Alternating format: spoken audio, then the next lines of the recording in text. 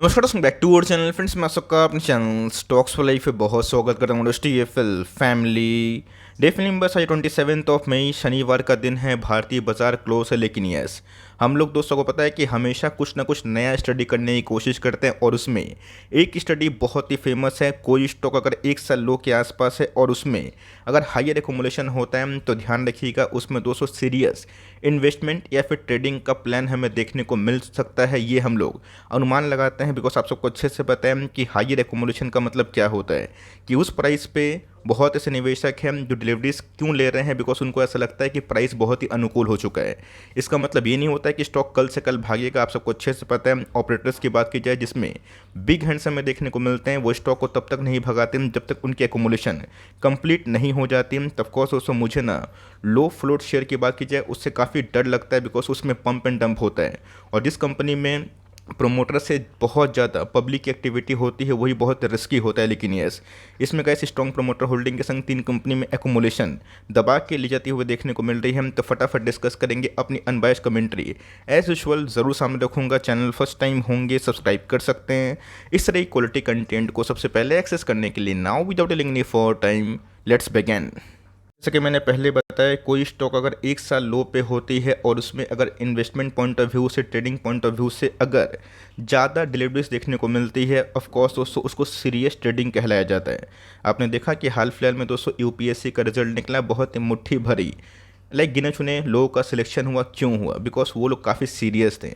अब दोस्तों 10 लाख एप्लीकेशन होता है ना, उसमें 9,50,000 एप्लीकेशन तो ऐसे ही होता है। लोग ऐसे ही निवेश मतलब उसमें इंटरेस्ट नहीं होते बट भर देते हैं। बट कैसे जो असली खेला होता है ना, 1,000 जो सीट्स के लिए, उसमें 50,000 लोग काफ़ी सीरियस होते हैं। तो ध्यान रखिएगा, हाई एक्यूमुलेशन दोस्तों संग संग रिजल्ट नहीं करता। बट इसके पहले हमने ये देखा है कि कोई स्टॉक एक साल लो के आने के बाद जब उसमें दबा के एक्यूमुलेशन हो जाती है, तब धीरे धीरे गैस उन सब कंपनी में हमें ट्रेंड रिवर्सल भी दिखाई दे जाता है। स्टॉक की बात की जाए, इंटरनेशनल कंपनी हमें देखने को मिलती है, मतलब जर्मन बेस्ड कंपनी है। इंडिया में भी गैस उनकी सब्सिडरी हमें दिखाई पड़ती है। 93% के आसपास हमें लास्ट डे बहुत ही अच्छी एक्यूमुलेशन देखने को मिली। ऑल दो गैस इसमें ट्रेडिंग बहुत ज़्यादा नहीं होती, लेकिन ध्यान रखिएगा ये कंपनी भी गैस एक साल लो पे आ चुकी है। बात कर रहे हैं BASF इंडिया लिमिटेड के बारे में, जो बहुत लोग जानते भी होंगे, बहुत लोग नहीं भी जानते होंगे। कंपनी के परफॉर्मेंस के बारे में डिस्कस करें।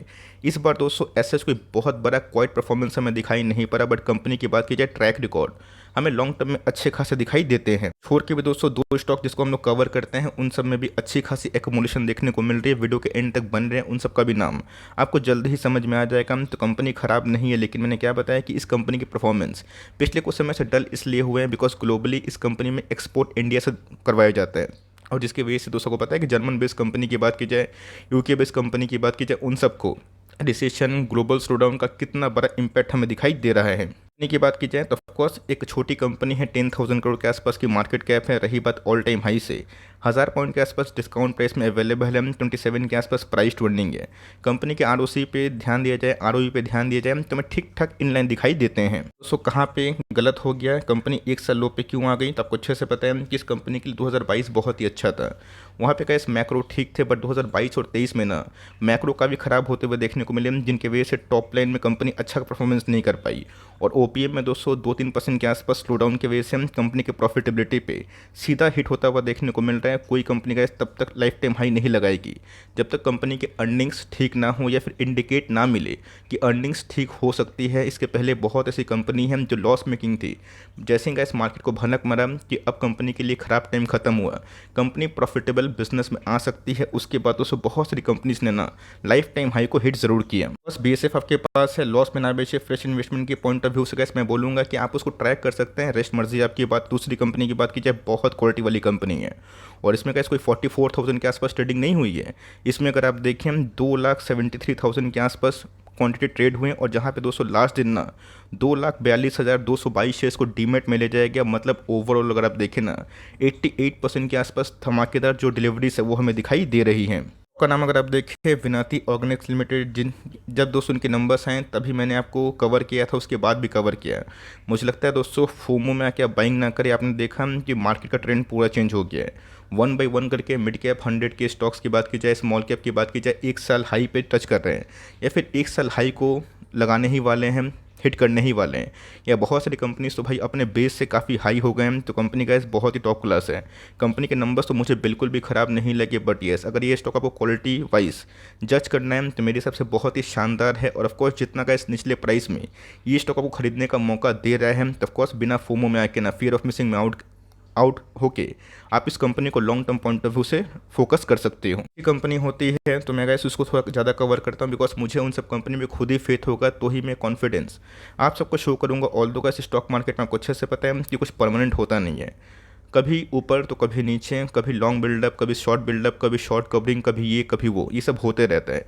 बट कंपनी की बात की जाए तो जिन्हें 1800 का लेवल इस कंपनी ने तोड़ दिया, इसका मतलब कंपनी अभी के टाइम डाउन ट्रेंड में है, 2 साल से कोई पैसे नहीं बने। और फर्दर इसमें दोस्तों अगर 100-150 पॉइंट के आसपास गिरावट और होती है ना, तो मेरा ऐसा मानना है कि long term point of view से बिल्कुल भी घबराने की आवश्यकता नहीं है। कंपनी का ट्रैक रिकॉर्ड बहुत ही पुराना है और कंपनी के मैनेजमेंट भी मुझे बहुत ही अच्छे लगते हैं। कंपनी के नंबर्स क्या ख़राब थे? बिल्कुल भी नहीं।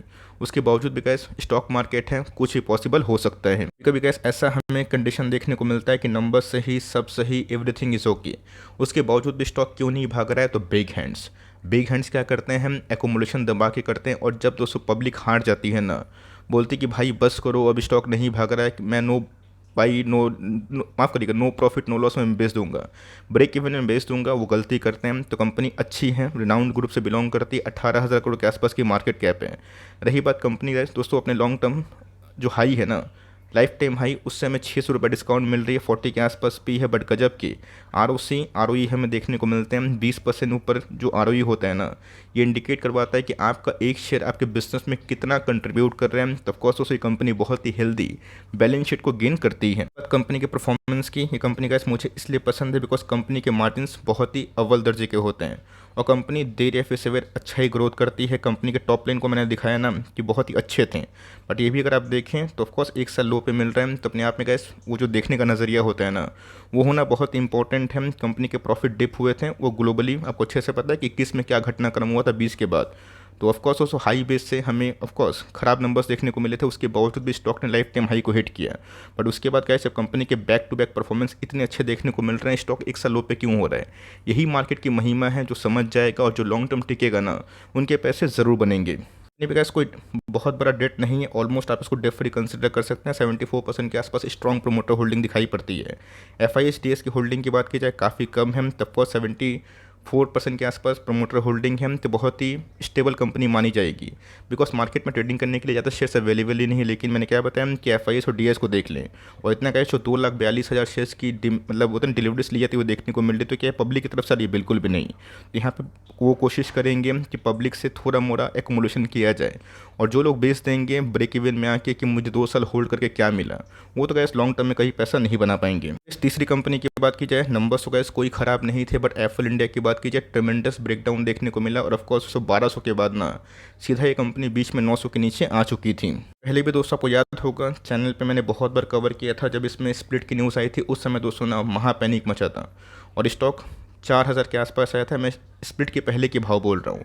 और उसके बाद गैस स्प्लिट के बाद स्टॉक 800 के लेवल पे आया था। और उसके बाद क्या हुआ था, नोमूरा ने इसको हेवी डाउनग्रेड किया था, और उसके बाद दोस्तों वही नोमूरा ने ना अपने स्टेक को ही बढ़ाए थे। बीच में कैसे स्टॉक ने बार बार ब्रेकआउट करने की कोशिश की, बट आप सबको अच्छे से पता है कि ग्लोबली जिनके प्रेजेंस लैटिन अमेरिका में है, अमेरिका में है, US में है, UK में है, उन सब में स्लो डाउन देखने को मिल रहा है, जिसकी वजह से गैस जो टॉप लाइन है ना वो थोड़ा सा अनिश्चित है, जिसकी वजह से मार्केट थोड़ा बहुत स्केप्टिक इस शेयर को लेकर ज़रूर है। मार्केट गैस स्केप्टिक हो सकता है, बट जो रुझान हमें देखने को मिल रहा है ना वो कुछ और ही इंडिकेट करवा रहा है। मतलब कोई तो ऐसा बड़ा पार्टी है दोस्तों जो इस करंट मार्केट प्राइस में भी 85% के आसपास एकोमोडेशन किया है। मतलब लास्ट अगर आप देखें 13,87,000 शेयर ट्रेड हुए हैं, जिसमें दोस्तों ऑलमोस्ट 12 लाख को डीमेट में ले जाया गया। मतलब बड़ी बड़ी जो क्वांटिटीज़ है इन सब कंपनी में जो एक साल लो इमर्ज हो चुकी है उन सब में दिखाई दे रहा है।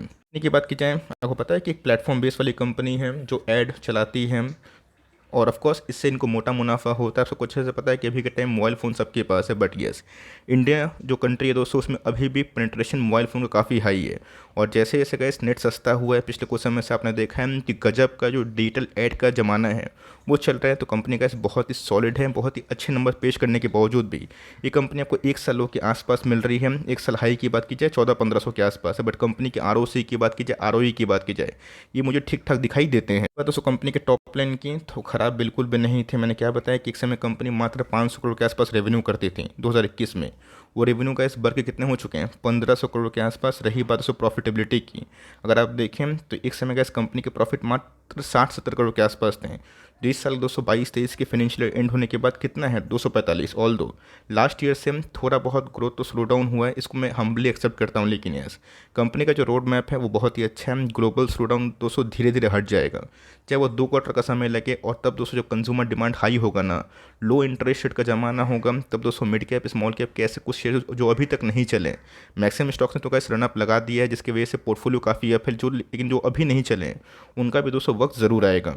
गैस प्रोमोटर होल्डिंग काफ़ी डिसेंट मुझे दिखाई पड़ती है। FIS की होल्डिंग पहले से बहुत ही कम हुई है। अगर आप देखें FIS ने 3% के आसपास स्टेक ऑफलोड किया है, बट पूरा दोस्तों जो ऑफलोड उन्होंने किया है ना उसको DIS ने अब्जॉर्ब किया है। पब्लिक होल्डिंग की बात की जाए तो ऑफकोर्स थोड़ी बहुत घटते हुए देखने को मिल रही है।